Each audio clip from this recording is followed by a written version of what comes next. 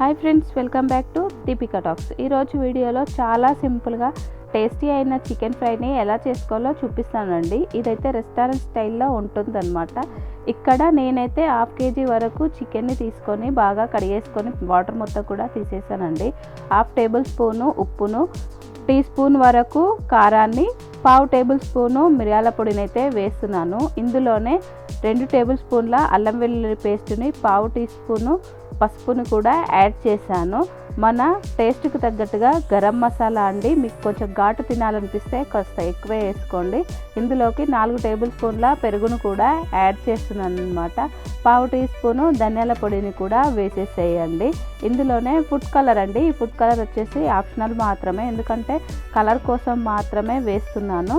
మీకు వద్దు అనుకుంటే స్కిప్ చేసేసేయండి. ఇప్పుడు వీటన్నిటిని కూడా చక్కగా మనము ఈ చికెన్కి పట్టే విధంగా అయితే మ్యారినేట్ అయితే చేసుకోవాలన్నమాట.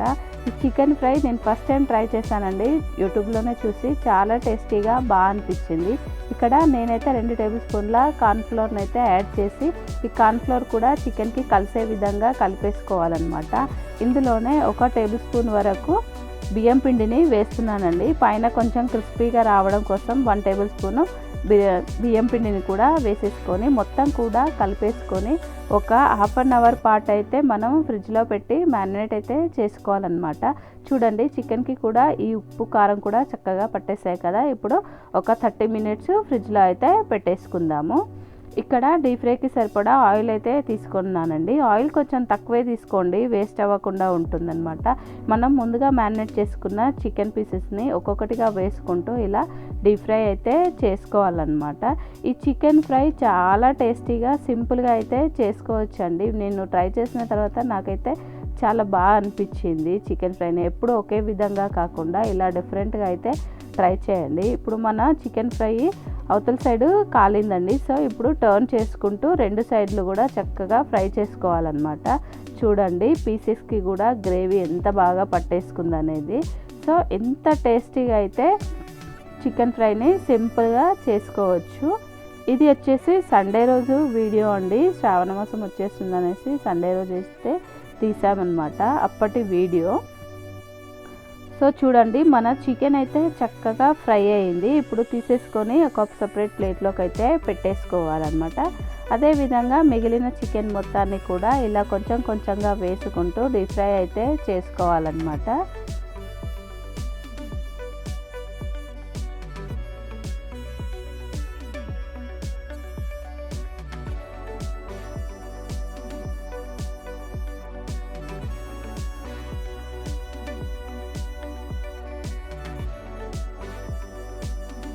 చూడండి, ఇక్కడ మన చికెన్ మొత్తం కూడా చక్కగా ఫ్రై అయింది. ఇలా మిగతా చికెన్ మొత్తం కూడా ఫ్రై చేసుకొని ఒక సపరేట్ బౌల్లోకి అయితే తీసేసుకోవాలన్నమాట. ఈ చికెన్ని ఇలా ఫ్రై చేసుకొని తిన్నా కానీ టేస్ట్ అయితే చాలా బాగుంటుందండి. ఇంకొంచెం డిఫరెంట్గా చేసి చూపిస్తున్నాను, వచ్చేసేయండి.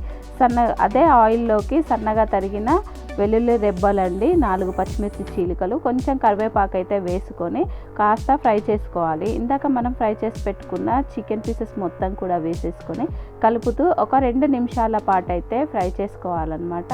మనం తినేటప్పుడు పచ్చిమిర్చి వెల్లుల్లి రెబ్బలు తగులుతూ ఉంటే టేస్ట్ అయితే సూపర్గా ఉంటుందండి. నేనైతే ఈ వీడియో యూట్యూబ్లోనే చూసి ట్రై చేశాను అనమాట. నాకైతే మస్తు మంచిగా అనిపించింది. మీరు కూడా ఒక్కసారి ట్రై చేయండి.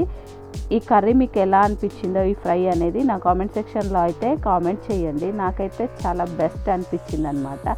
ఎక్కడెక్కడో బయటికి వెళ్ళి తినే అవసరం లేకుండా ఇంట్లోనే ఇలా రకరకాల డిషెస్ చేసి పెట్టామంటే మన వాళ్ళు కూడా హెల్తీగా ఉంటారు, బయట తినే అవసరం అయితే ఉండదన్నమాట. ప్లీజ్ ఈ వీడియో కనుక మీకు నచ్చినట్లయితే నా ఛానల్ని like, share, subscribe. Thank you for watching.